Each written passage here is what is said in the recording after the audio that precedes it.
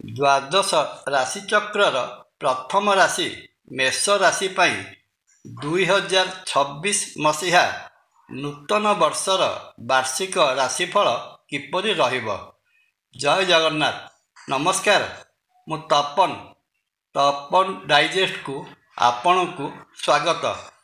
ମେଷ ରାଶି ପାଇଁ 2026 ମସିହାର ନୂତନ ବର୍ଷ ମିଶ୍ରିତ ଫଳ ପ୍ରଦାନ କରିବ।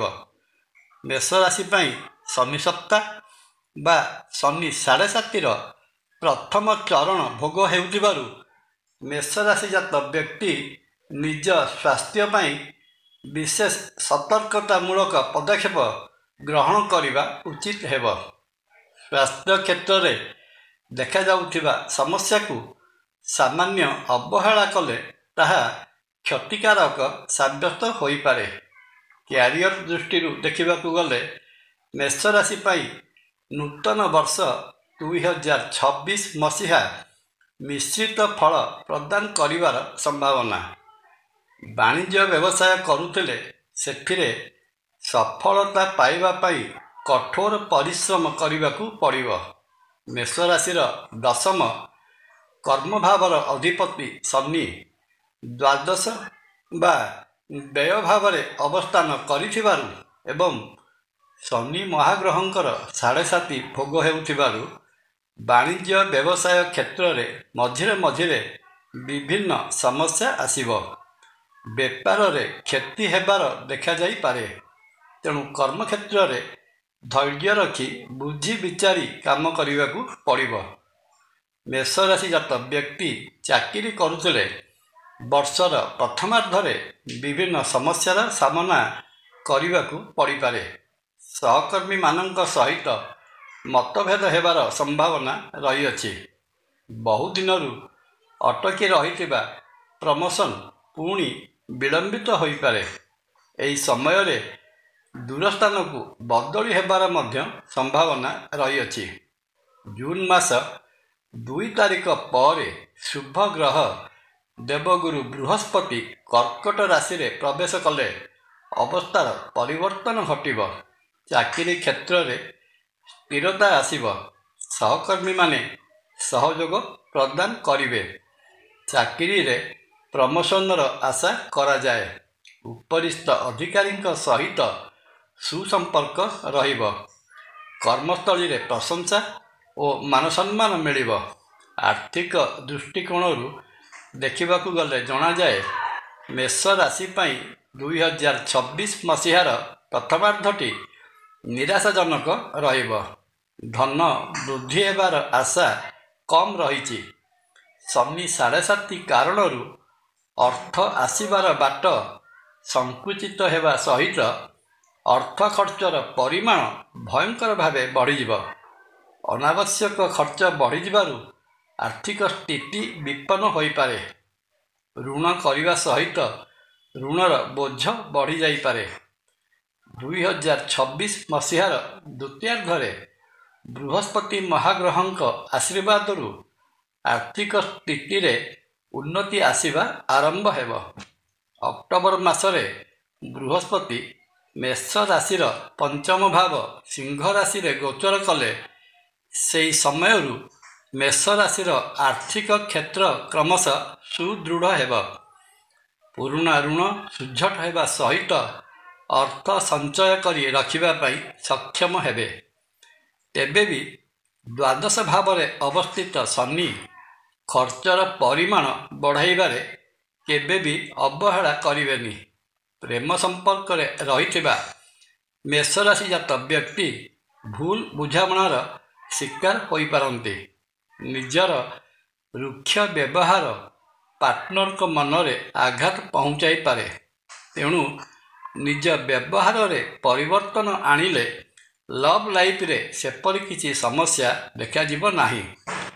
ବର୍ଷର ଶେଷ ଭାଗଟି ପ୍ରେମ ସମ୍ପର୍କରେ ଥିବା ବ୍ୟକ୍ତିଙ୍କ ପାଇଁ ବେଶ ଭଲ ସମୟ ରହିବ।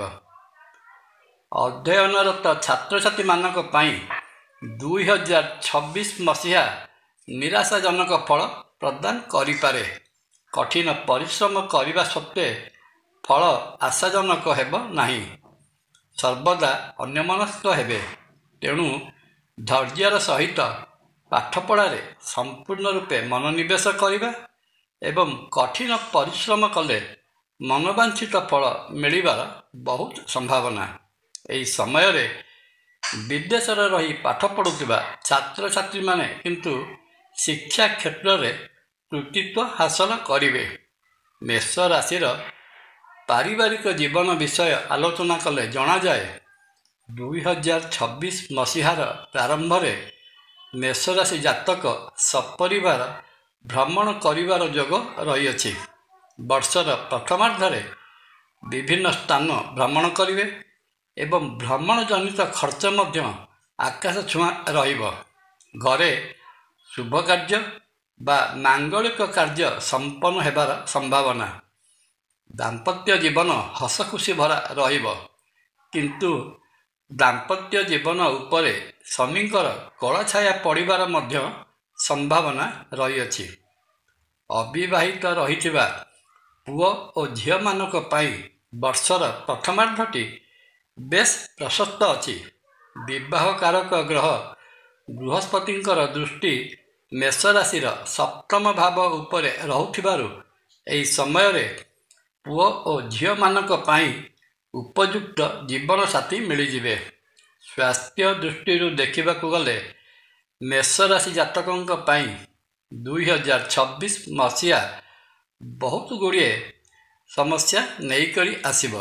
ନିଜର ସ୍ୱାସ୍ଥ୍ୟକୁ ନେଇ ସାମାନ୍ୟ ଅବହେଳା କରିବା ଉଚିତ ହେବ ନାହିଁ, ନଚେତ୍ ଭୟଙ୍କର ପରିଣାମ ଭୋଗ କରିପାରନ୍ତି।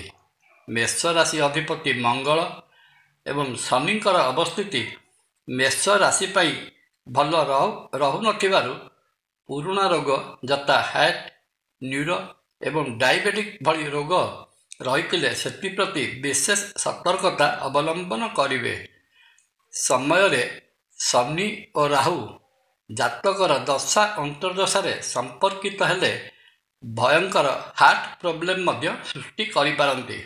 ଏହାଛଡ଼ା ଶନି 7.5ର ପ୍ରଥମ ଚରଣ ଭୋଗ କରୁଥିବା ମେଷରାଶି ଜାତ ବ୍ୟକ୍ତି ଯାତ୍ରା ସମୟରେ ଦୁର୍ଘଟଣାର ଶିକାର ହେବାର ଭୟ ରହିଛି। ଏପରିକି ଦୁର୍ଘଟଣା ଘଟି ହାତ ଗୋଡ଼ ଭାଙ୍ଗିଯିବାର ମଧ୍ୟ ସମ୍ଭାବନା ଦେଖାଯାଏ। ଏତ ଗଲା ମୋଟାମୋଟି ଭାବରେ ମେଷ ରାଶି ପାଇଁ 2026 ମସିହାର ବାର୍ଷିକ ସଂକ୍ଷିପ୍ତ ରାଶି ଫଳ। ବର୍ଷଟିରେ ରହିଥିବା ଅଶୁଭତ୍ୱକୁ ଦୂର କରି ଶୁଭ ଫଳ ପାଇବା ନିମନ୍ତେ ମେଷରାଶି ଜାତ ବ୍ୟକ୍ତି ଦେବଦେବ ମହାଦେବଙ୍କ ପାଖରେ ପୂଜାର୍ଚ୍ଚନା ଓ ଅଭିଷେକ କରନ୍ତୁ। ପ୍ରତ୍ୟହ ହନୁମାନ ଚାଳିଶା ପଠନ ବହୁତ ଗୁଡ଼ିଏ ସମସ୍ୟା ସମାଧାନ କରିଦେଇଥାଏ।